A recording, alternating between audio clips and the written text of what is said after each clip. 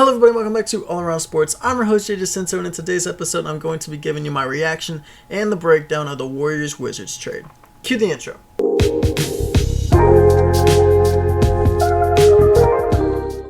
And before we get into this episode, I just want to thank you all for 70 subscribers. It is much appreciated and it is a great milestone to hit. As we move on now to 80, it will be great. Thank you guys so much for the love of my last couple videos. Like I said, I probably won't be making a lot for the next 7 days as I will be out of town on a work trip. Work vacation kind of, it's definitely not a vacation, definitely just a work trip. But let's get into this and let's break down the trade. So, of course, you had the Jordan Poole and Chris Paul trade, which is what I'm going to be breaking down today.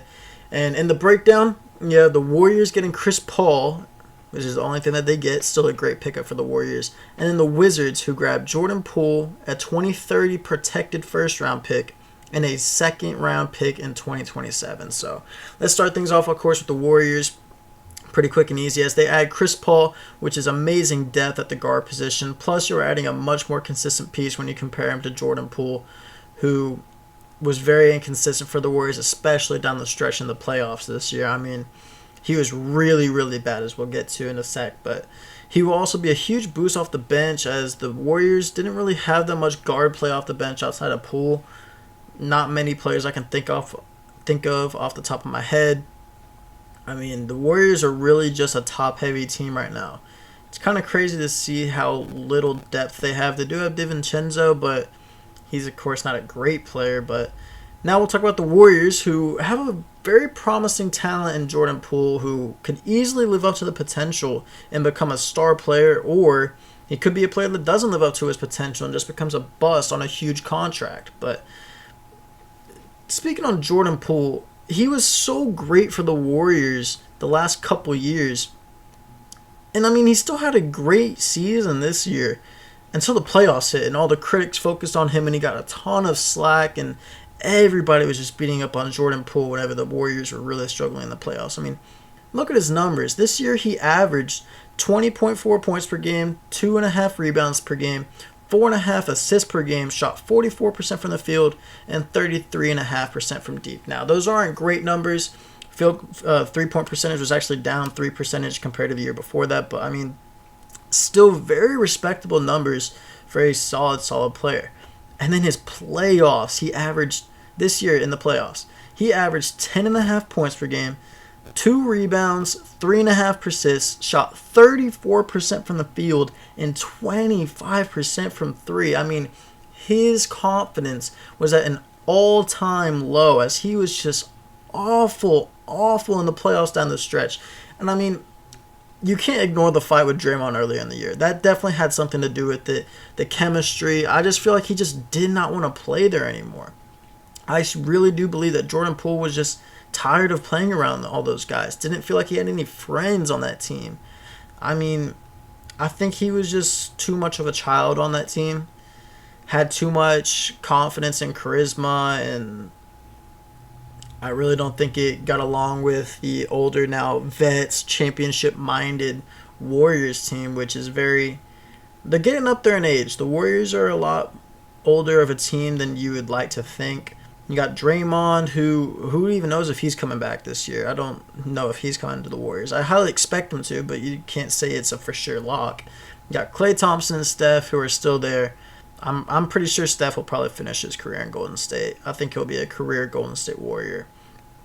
Klay, though, he also caught a lot of slack. I mean, it's looking like the Warriors are going to have to start rebuilding, but I think Chris Paul is a great step to keep in that winning mentality. Because everybody knows Chris Paul wants a ring so badly.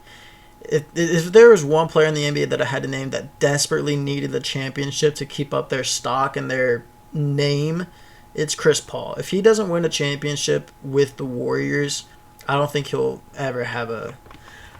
finish his career with an NBA championship. But Poole, who is now playing in Washington, on a team that has very low expectations coming up for this next year, that is very much so rebuilding, trying to get an even lower pick than they did this year.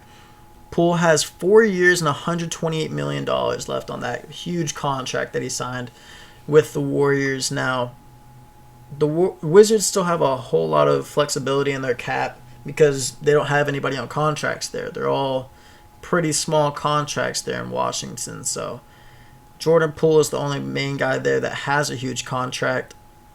And they can sign some good free agents. They're a very rounded team. They don't have any star players, so they're going to rely on Jordan Poole to be that star player for them this year. And I think the Wizards are probably going to be the losers of this trade, as I just don't think Jordan Poole is going to be the level that the Wizards need him to. And I think whenever they're actually ready to compete, his contract will already have been run out. And who knows if he's even going to be there for the whole entirety of this contract. Who knows if they're going to end up just trading him if it doesn't work out in a year, maybe a year and a half, maybe even this year at the trade deadline. Highly unlikely, of course, but never know. But if I was to give this trade a grade for both teams, the Warriors get a B+ because you're still getting a strong vet in Chris Paul who knows what it takes to play in the playoffs. I mean, doesn't go much further than the second round, but the Warriors still need that experience and the depth, and I think it's a solid pickup. And the Wizards, I'm still going to give them an A- because you don't know the potential that Jordan Poole has. He could be an elite level player in this league, a top 5 to 10, no, just probably a top 5 guard if he lives up to his potential, because he's had some games in his career where he is insane. But then you also have the playoffs where he's averaging 10 points a game, shooting 25% from 3. So never know. Plus, they picked up a first-round pick in 2030 and an extra second-round pick. So still a solid trade. But thank you guys so much for watching. If you did enjoy this video, please give it a like and subscribe, as we are now on the road to 80 subscribers. And it's been All Around Sports. I've been your host, Jacinto, and I'll see you guys next time. Have a great day.